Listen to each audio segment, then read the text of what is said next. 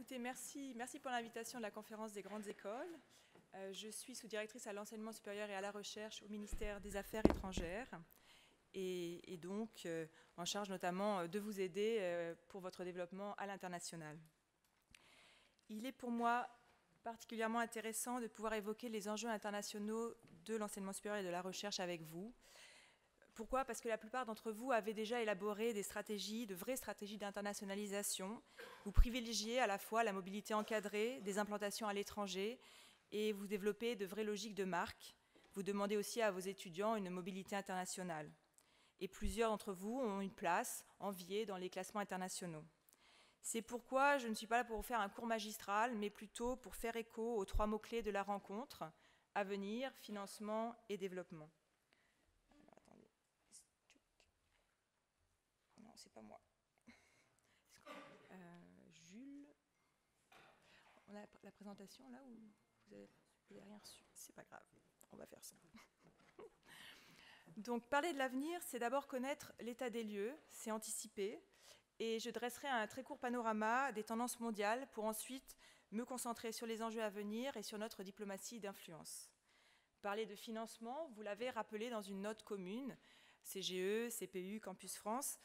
Vous l'avez rappelé, c'est incontournable lorsque l'on évoque l'ambition d'une France attractive dans le secteur de l'enseignement supérieur et de la recherche. J'évoquerai donc nos outils de financement, mais également les autres moyens, car tout n'est pas en monnaie sonnante et trébuchante. Parler de développement me conduira enfin à évoquer la question qui m'est souvent posée des priorités géographiques, mais aussi celle des ingrédients de la réussite vue depuis ma fenêtre diplomatique. Parlons d'abord d'avenir. Quel est le positionnement de la France et quels sont les enjeux pour notre diplomatie d'influence ? Si l'on voit le cadre général, l'enseignement supérieur est confronté à 3 grands phénomènes. Un changement d'échelle sans précédent, une diversification des modes d'internationalisation et une intensification de la concurrence, non seulement entre établissements, mais aussi entre États. Je ne vais pas insister sur le changement d'échelle sans précédent que représente la massification du nombre d'étudiants à l'échelle mondiale. Vous le connaissez aussi bien que moi et je pense que vous aurez d'autres présentations sur ce point. J'aimerais juste souligner la diversification accélérée des modalités d'internationalisation que nous observons sur le terrain.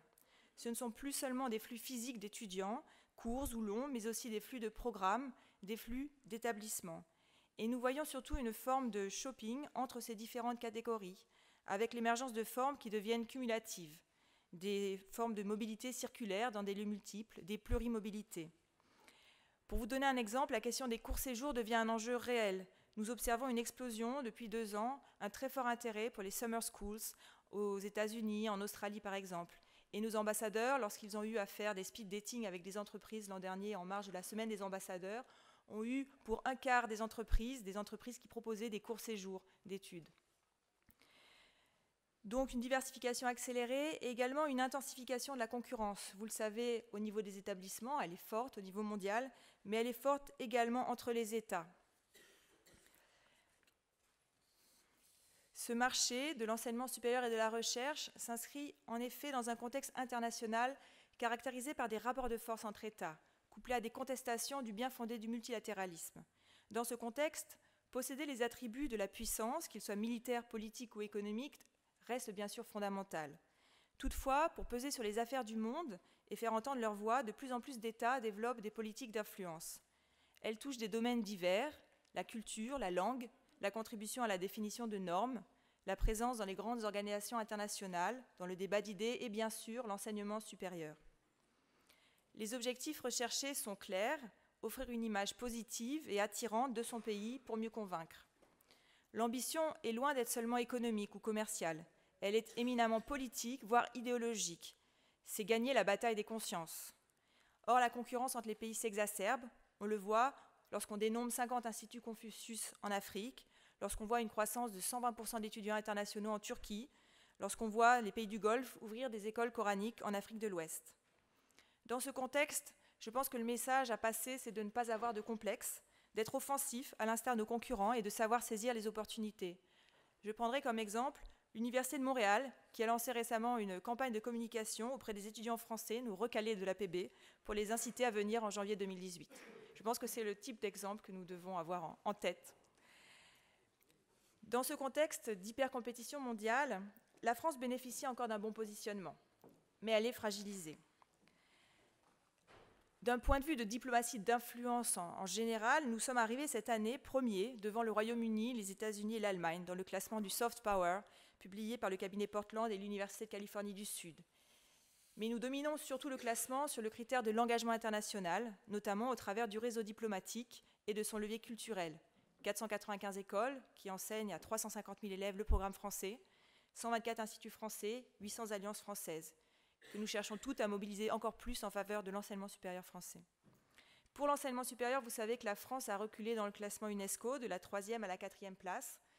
C'est toujours difficile ces classements, la définition des étudiants internationaux est également mobile, mais quand même, ce que nous voyons, c'est un contexte de compétition renforcée de nos grands concurrents. Je pense à l'Allemagne aussi, on parle souvent Australie, Grande-Bretagne, États-Unis, mais l'Allemagne qui augmente ses bourses de 6% par an, quand notre propre budget de bourse a été réduit de 40% en 10 ans par des lois de finances successives. C'est quand même un concurrent qui est difficile à suivre.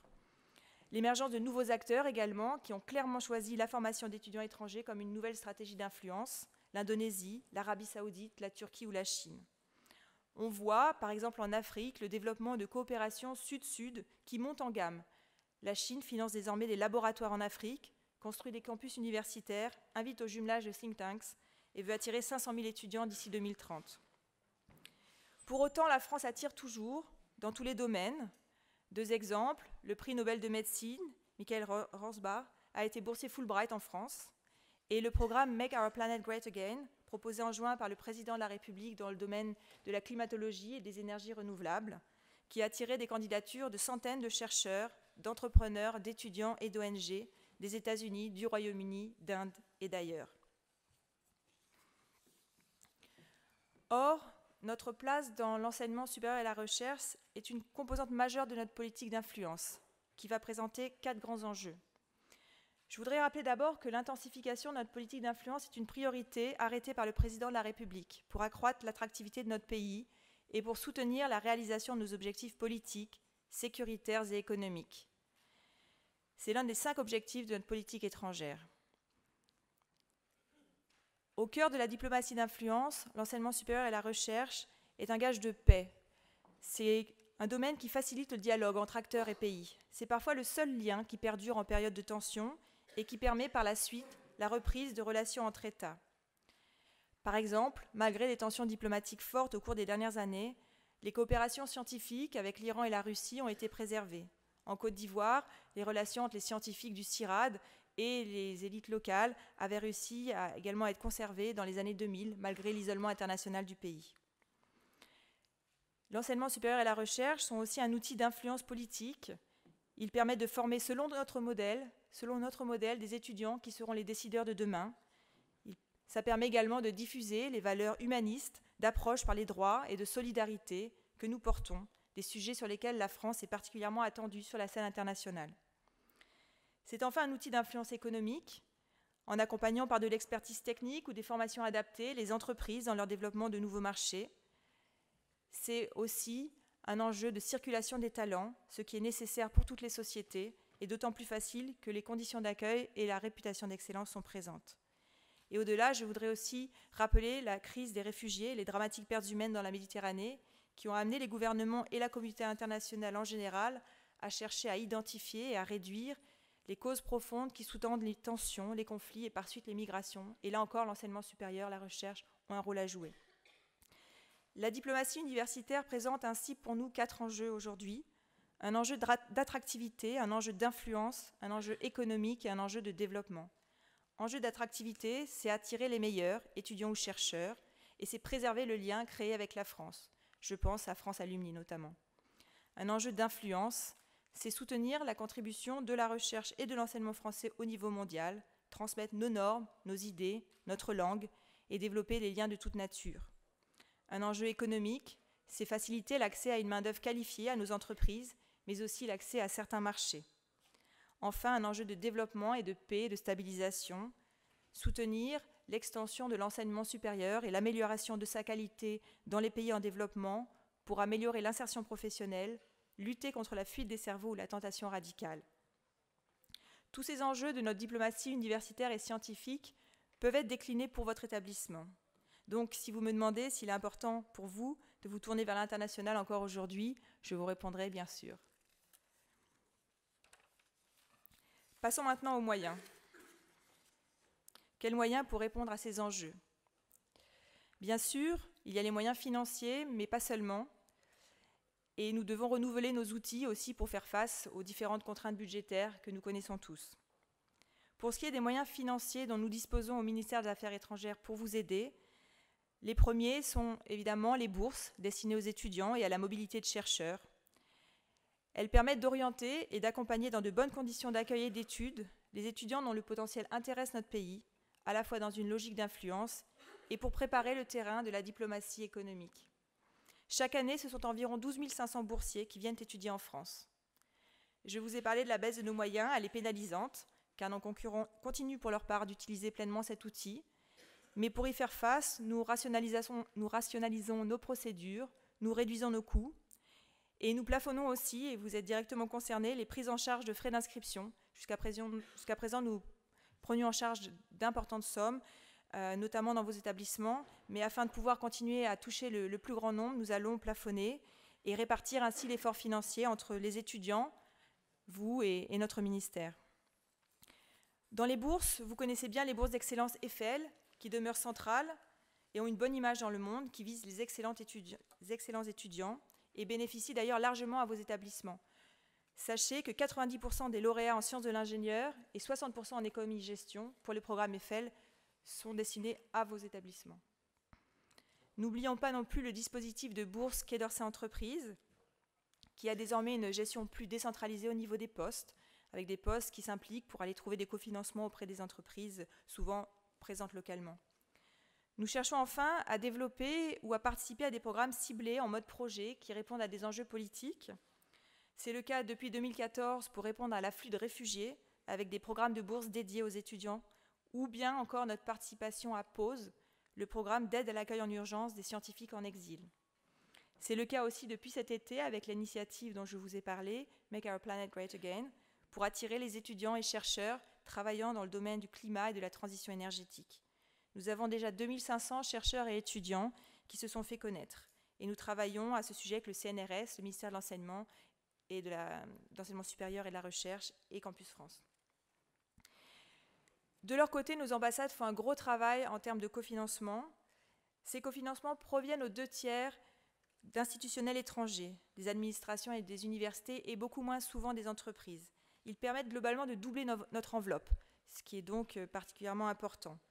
Donc si j'ai un message à vous passer, c'est de ne pas hésiter aussi à mobiliser vos propres partenaires industriels sur la question du financement des mobilités, surtout s'ils ont une implantation dans les pays que vous ciblez. Nos ambassades développent aussi des programmes innovants, mixtes, qui soient le plus en adéquation possible avec les besoins. Je pense par exemple en Australie à un programme novateur de stage en France qui permet des stages de recherche en France hybrides entre laboratoires publics, entreprises, avec un cofinancement de l'établissement français et de l'établissement d'origine australien. Donc c'est vraiment des programmes qu'on essaie d'adapter aux besoins et aux demandes. Ceci pour les financements en monnaie sonnante et trébuchante. Pour ce qui est des autres moyens dont vous disposez, que nous avons à votre disposition, c'est bien sûr le réseau diplomatique. Donc n'hésitez vraiment pas à venir nous rencontrer ici à Paris, venir nous rencontrer dans les ambassades. 160 conseillers et attachés universitaires sont répartis dans le monde entier et 230 espaces Campus France vous accompagnent également dans vos démarches d'internationalisation. Ils sont là tous pour assurer une veille, vous informer sur la réalité des pays dans lesquels vous pouvez vous développer. Je pense notamment aux fiches Curie qui sont en accès libre sur le site du ministère et vous décrivent de façon vraiment détaillée les avantages et les inconvénients de chaque pays. Ils sont là également pour vous conseiller en amont sur la prospection de partenaires, sur la faisabilité de certains projets, pour être un appui sur place. Et vraiment, venez nous voir plutôt en amont que lorsque les difficultés sont déjà tellement ancrées qu'on aura du mal à vous aider. Ce qui est important également, et ils sont là pour ça, c'est aussi de vous coordonner entre vous. Il est important d'aller de manière groupée, notamment sur les nouveaux marchés. Je pense au marché de l'Iran, où au bout d'un moment, on peut lasser aussi les structures locales à force de venir tous à la suite Et nos ambassades font de leur mieux pour vous aider à coordonner, donc vraiment, aidez-les aussi. L'Agence Campus France, bien sûr, développe également un pôle d'expertise et de soutien aux établissements dans leur stratégie d'internationalisation et qui est pour vous, je pense, très précieux. J'aimerais évoquer un dernier point, un dernier moyen, c'est le dispositif Études en France, qui est déployé dans 37 pays actuellement, 41 en novembre, et qui couvre environ 85% de la mobilité étudiante qui a besoin de visa. C'est un dispositif d'inscription, mais c'est aussi un dispositif d'accompagnement des étudiants internationaux. Et la CGE fait partie du comité de pilotage et est très active sur les évolutions actuelles, avec la réduction du nombre de candidatures, un calendrier simplifié. Et je voudrais dire qu'il ne faut pas hésiter à lui faire remonter vos demandes pour que la plateforme soit la plus adaptée à vos besoins. Nous sommes d'ailleurs en cours de réflexion pour développer un module dans l'application qui vous permettra pour les établissements qui ont déjà fait leur recrutement, de simplement mettre la liste de vos étudiants sans avoir à passer par des entretiens au niveau des conseillers culturels. Un dernier point dans nos moyens, c'est l'action de l'administration centrale en faveur du cadre réglementaire. Disons que nous faisons beaucoup de lobbying interministériel pour la refonte des cadres réglementaires pour faciliter au mieux la mobilité des étudiants. Je ne vais pas vous faire une série d'exemples, juste 2-3. La refonte des instructions visa en 2015, qui a allongé à 6 mois la durée des visas concours pour permettre aux étudiants venant pour les concours de grandes écoles de faire plusieurs allers-retours entre leur pays d'origine et la France. C'est également l'incitation faite à nos ambassades de délivrer des visas de circulation de 5 ans aux anciens étudiants étrangers diplômés en France.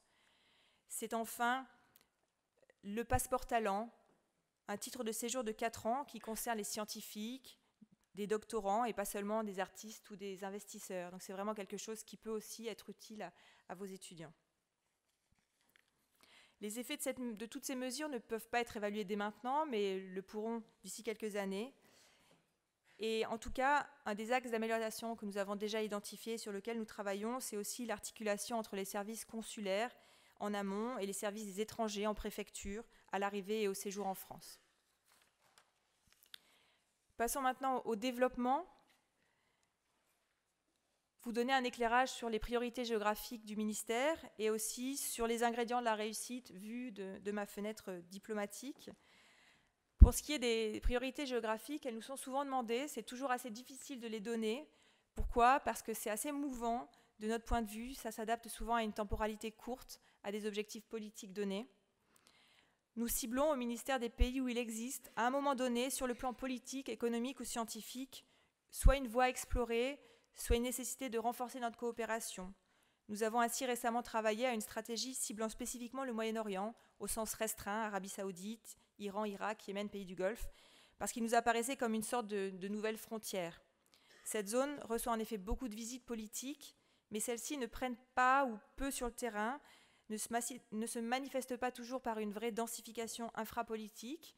Or, nous voyons une vraie demande dans ces pays, une demande de France face au monopole anglo-saxon et dans un contexte de préparation de l'après-pétrole. Donc c'est vraiment dans ce type de logique que nous avons des priorités géographiques. Si je balaie le monde rapidement, voici en quelques mots les terrains qui nous semblent intéressants d'un point de vue politique et d'influence, ce qui ne veut pas toujours dire d'un point de vue scientifique, et du coup, nous sommes parfois là en divergence avec nos collègues du ministère de l'Enseignement supérieur. Pour la zone Afrique et Océan Indien, par exemple, la zone francophone demeure le terrain prioritaire à ne pas perdre face à une concurrence active. Je pense aux hubs régionaux que sont la Côte d'Ivoire, le Sénégal, mais également la Mauritanie, le Mali ou le Bénin. Le renforcement est bien sûr également essentiel dans l'espace anglo, voire lusophone, dans quelques pays ciblés, l'Afrique du Sud, le Nigeria, qui est quand même le premier producteur scientifique d'Afrique subsaharienne, le Kenya, le Ghana, l'Angola ou le Mozambique. Les grands enjeux pour nous, dans ces pays, c'est développer les capacités de formation des partenaires africains, c'est soutenir la création de pôles de compétences à vocation régionale, encourager la mobilité étudiante internationale, mais aussi interafricaine, et ainsi développer la stabilité et la sécurité dans la zone. Pour la zone Afrique du Nord-Moyen-Orient, nous capitalisons bien sûr au Maghreb sur les coopérations bilatérales denses, soutenues par une mobilité d'étudiants très forte vers la France, et nous essayons d'inscrire ces partenariats dans des logiques régionales ou multilatérales.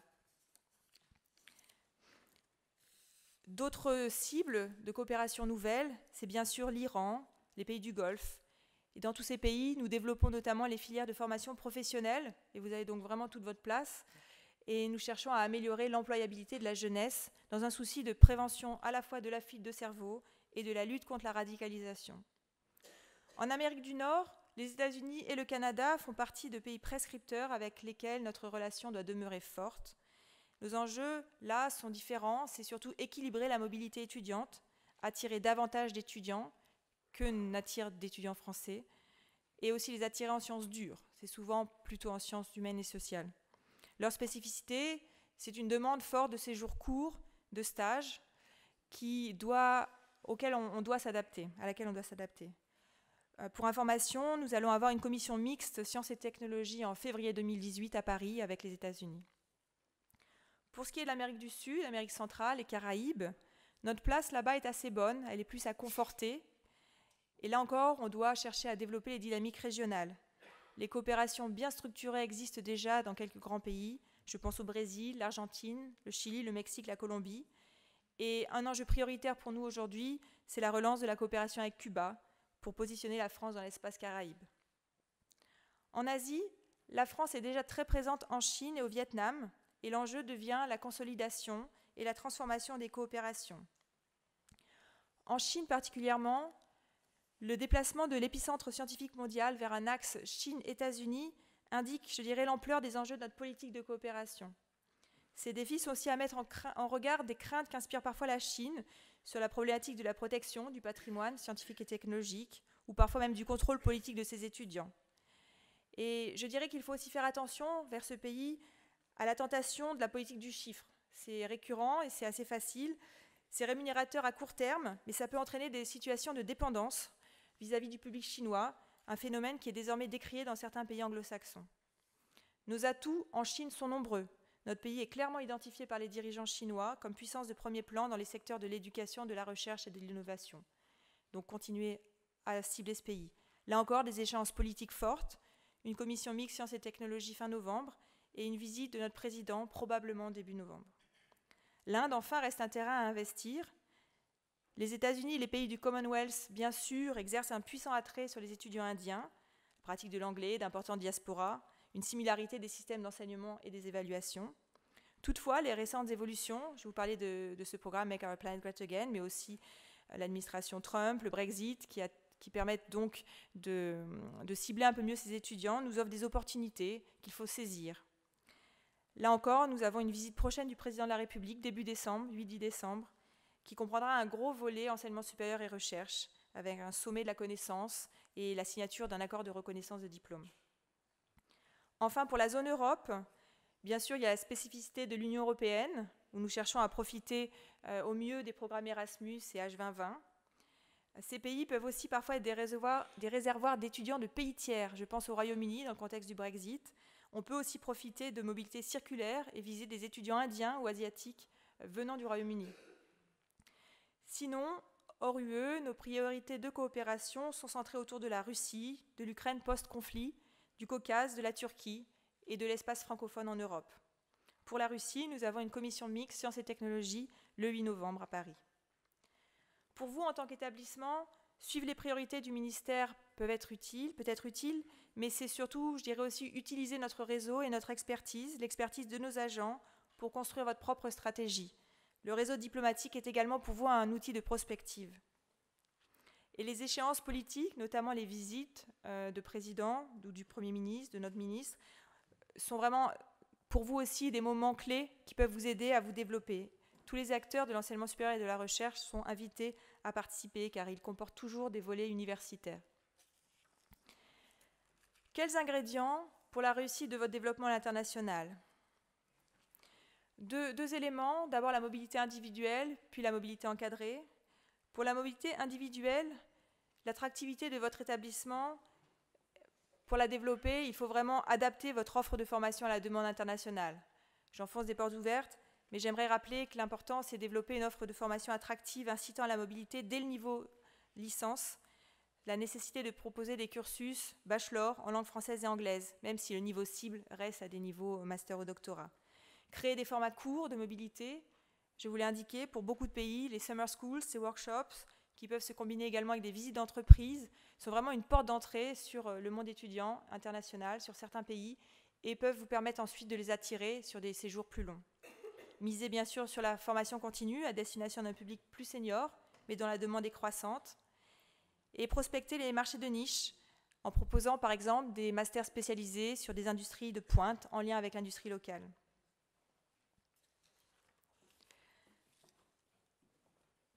Également communiquer avec des canaux pertinents et souligner les points forts des formations proposées. Je voudrais souligner qu'il ne faut pas oublier qu'après 1 an de séjour en France, un étudiant non européen peut s'inscrire en formation en alternance, que ce soit un contrat d'apprentissage ou de professionnalisation. Ça peut constituer une alternative de financement. Ça peut constituer aussi pour eux une expérience professionnelle valorisante. Donc n'hésitez pas à parler de cette possibilité aux étudiants internationaux dans vos cursus et à mettre en avant ce point. N'hésitez pas non plus à coopérer avec les postes diplomatiques sur place pour la mise en place de cycles préparatoires. C'est quelque chose qui se fait déjà, mais on peut certainement faire plus pour que vous puissiez cibler des viviers qui soient déjà au niveau pour ensuite entrer dans vos écoles. Pour ce qui est des mobilités encadrées, je n'ai pas une connaissance fine de vos propres stratégies et des ingrédients de vos propres réussites à l'étranger, et je serai heureuse d'en discuter avec vous. Je peux évoquer par contre les ingrédients de réussite de projets que nous connaissons bien, ceux des universités franco-étrangères. Il me semble qu'ils peuvent être inspirants pour vos politiques de développement.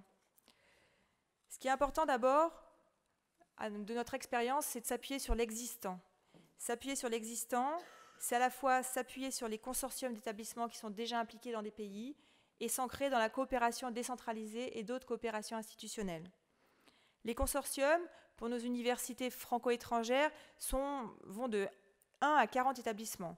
Donc c'est vrai que c'est intéressant d'avoir beaucoup d'établissements impliqués pour des structures souples, je pense dans nos universités, l'université franco-allemande, franco-italienne, mais très souvent on se rend compte que le mieux pour les consortiums, c'est d'avoir un noyau dur impliquant 2 à 10 établissements français, et avec ensuite d'autres établissements qui ponctuellement participent à certaines activités.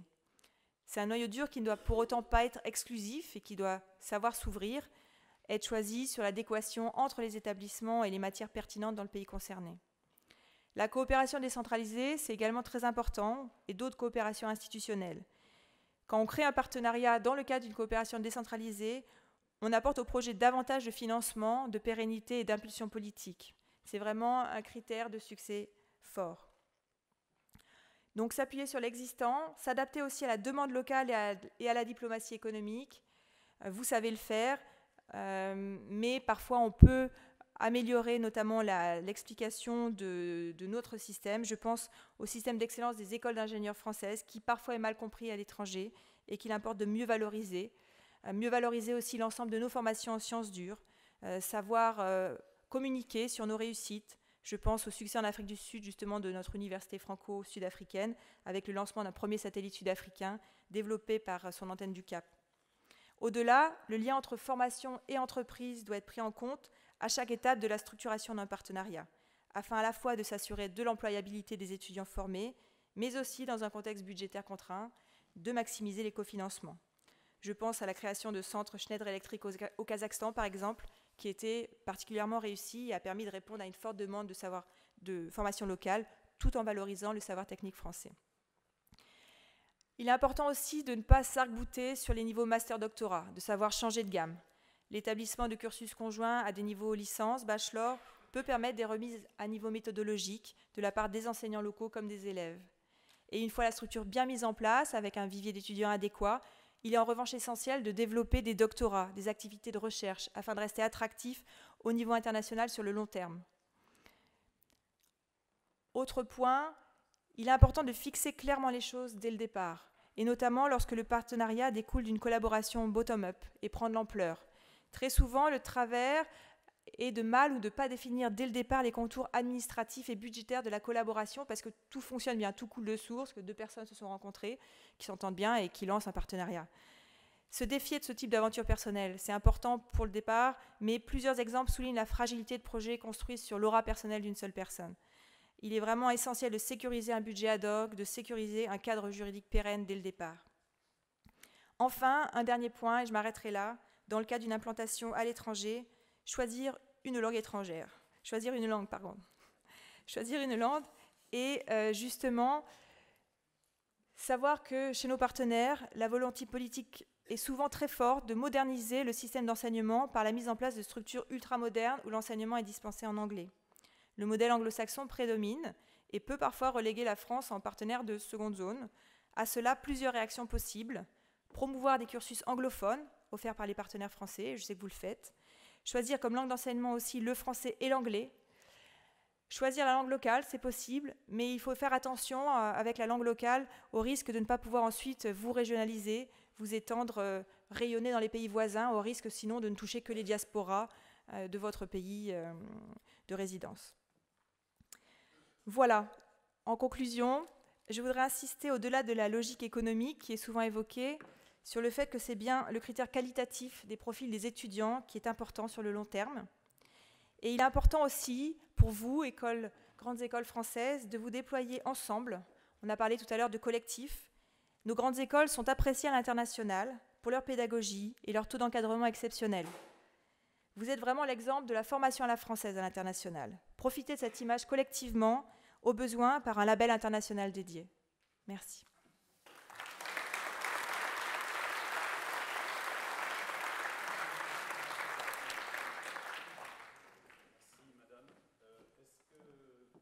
Personnes veulent poser quelques questions. Je propose, comme nous sommes un petit peu en retard, de se limiter à deux ou trois questions.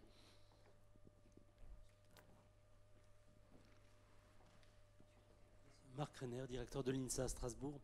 Merci pour tous ces propos. Et je rebondirai tout de suite sur la dernière partie de votre exposé, à savoir les universités franco-étrangères. Ouais.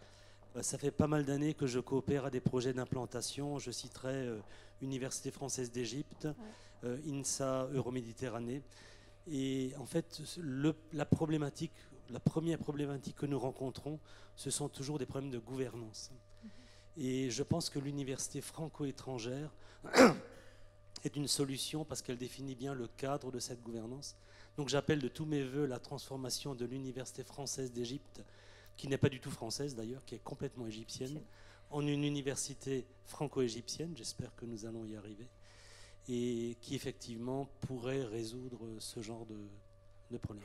Mais nous nous heurtons, et vous l'avez dit, la définition des moyens, etc., et surtout la manière de gouverner ces implantations à l'étranger.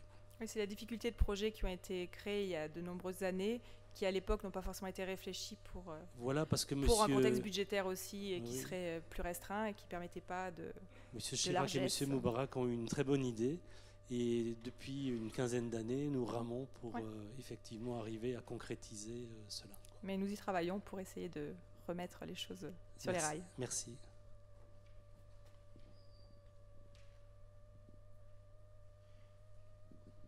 Si. Oui, Mohamed Drissi, directeur de l'INSA. Merci pour ce panorama très riche. Il fait voyager. En même temps, on voit que plein de perspectives avec tout le potentiel des grandes écoles et la formation à la française et formation au sens large. Donc, c'est très important. Et vous avez évoqué l'aspect cadre juridique. D'ailleurs, Marc Renner on a fait aussi mention. C'est vrai, c'est une véritable difficulté pour vraiment le déploiement des projets, souvent prometteurs, avec plusieurs niveaux d'innovation. Et c'est ce que nous constatons en se déployant à l'international. Est-ce qu'au niveau de votre ministère, on a une boîte à outils? Est-ce qu'on a des conseillers? Est-ce qu'on a quelque chose sur lequel on peut s'appuyer pour sécuriser justement ce cadre juridique et aider nos équipes plutôt à rester sur leur métier et se faire accompagner par votre ministère? L'aide est plutôt au niveau des postes de nos ambassades. C'est plutôt nos ambassades sur place, parce que les cadres juridiques vont varier selon les pays. Donc sur place, n'hésitez pas à aller vers nos attachés de coopération universitaire, nos conseillers culturels, pour expliquer votre projet en amont et voir si eux souvent ils ont déjà une bonne connaissance de ce qui s'est fait, de ce qui a échoué ou réussi, et ça peut vous permettre aussi de mieux border en fait vos projets. Merci.